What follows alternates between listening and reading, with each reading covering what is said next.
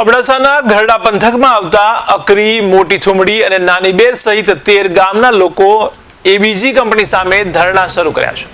ત્યારે અગાઉના બાકી નાણાંનું ચૂકવણું નહીં કરતા આ ધરણા પર બેઠા હતા। ત્યારે વિરોધ પ્રદર્શનના 5મા દિવસે પણ કોઈ નિર્ણય લેવામાં આવ્યો નથી। ત્યારે વિરોધ પ્રદર્શનના 5મા દિવસે અબડાસાના ધારાસભ્ય પ્રદ્યુમનસિંહ જાડેજાએ મુલાકાત લીધી હતી। ત્યારે ધારાસભ્યએ કોન્ટ્રાક્ટરો સાથે મળીને ઉદ્યોગ મંત્રી તેમજ મુખ્યમંત્રીને રજૂઆત કરવા માટે સૂચન કર્યું હતું।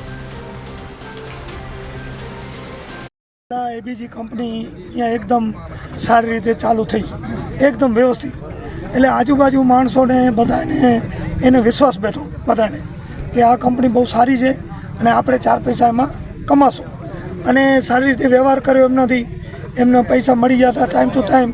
જેના પૈસા હોય, મજૂરીના હોય, ટ્રેક્ટરના હોય, ગાડીના જે પણ હોય, દૂધના હોય, બધા મળતા રહેતા।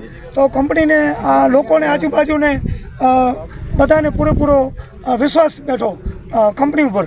અને પછી કંપની ગમે એ કારણસર કંપની બંધ થઈ ગઈ પછી આ લોકોને એવો હતું કે હજી પણ આ કંપની કદાચ ચાલુ થાય, તો એના કારણે એ લોકો ઘણા બધા થોડા મહેનત કરી પછી કંપનીના અમુક જવાબદાર લોકોએ કીધું કે તમારા પૈસા આમ રીતે તે રીતે તમને આપી દેશું।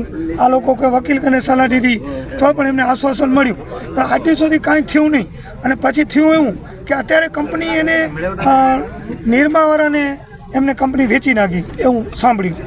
વેચી નાખી તો આ નાના માણસો આજુબાજુના બધા એક બોર્ડર વિસ્તારના અને માલધારી, મજૂર, ખેડૂત, કોઈ ટ્રકવાળો, કોઈ ટ્રેક્ટરવાળો, બિલકુલ નબળા માણસો, હવે એના 50 લાખ, 30 લાખ, 20 લાખ રૂપિયાવાળો પણ છે। હવે એ લોકો કંપનીવાળા કે અમે લઈ લીધી, તમે થાવ રવાના, તો ખરેખર આ વ્યાજબી ન કહેવાય। તો જે પણ કંપની લીધો એની પણ જવાબદારી રહે છે, અને જે પણ આનામાં જવાબદાર હોય જે તે વખતે એમની પણ જવાબદારી રહે છે કે આ એક વિશ્વાસઘાત કહેવાય। તો આના માટે કાલ સવારે કોઈ પણ કંપની આ કંપની આવી છે એનો પણ કોઈ વિશ્વાસ નહીં કરે કે કોઈ વાહન કે આજુબાજુ કાંઈ હશે તો એને અમને આપો કંપનીને, તો આપવાનું નહીં કરે કે કાલ સવારે શું થાય અમારું। તો એના માટે ખરેખર આ કંપની નિરમા કંપનીને આગલા જે હતા માલિક એને કહેવું જોઈએ ભાઈ આ લોકોનું સાચી વાત છે ખોટી, તમે બેસી ભેગા અને ચર્ચા કરો, નાનો રસ્તો કાઢો। તો તેના માટે આ લોકોની માંગણી છે, કોઈ ઉગ્ર એમની માંગણી નથી। એ શાંતિથી અહીંયા કને આ 4 દિવસથી ઉપવાસો બેઠા છે અને કોઈ ચર્ચા કરવા પણ નથી આવ્યા, કોઈએ કાંઈ વાત નથી કરી, તો ખરેખર એ પણ વ્યાજબી ન કહેવાય।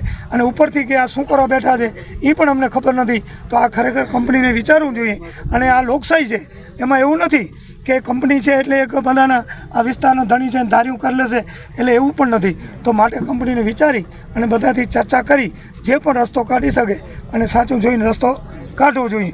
હું ધારાસભ્ય તરીકે મને કીધું તો આજ મુલાકાત લેવાનું, તો મેં એમને ખાતરી આપી છે કે ભાઈ આપણે સરકારનું રજૂઆત કરશું, જે એની આપણે ઉદ્યોગ મંત્રીશ્રી, મુખ્યમંત્રીશ્રીને મળાવશું, પછી જે એમની નીતિ નિયમ પ્રમાણે ભલામણ થશે એ એમના દ્વારા ભલામણ થઈને કેમ રસ્તો નીકળે એના માટે હું પૂરેપૂરા પ્રયત્ન।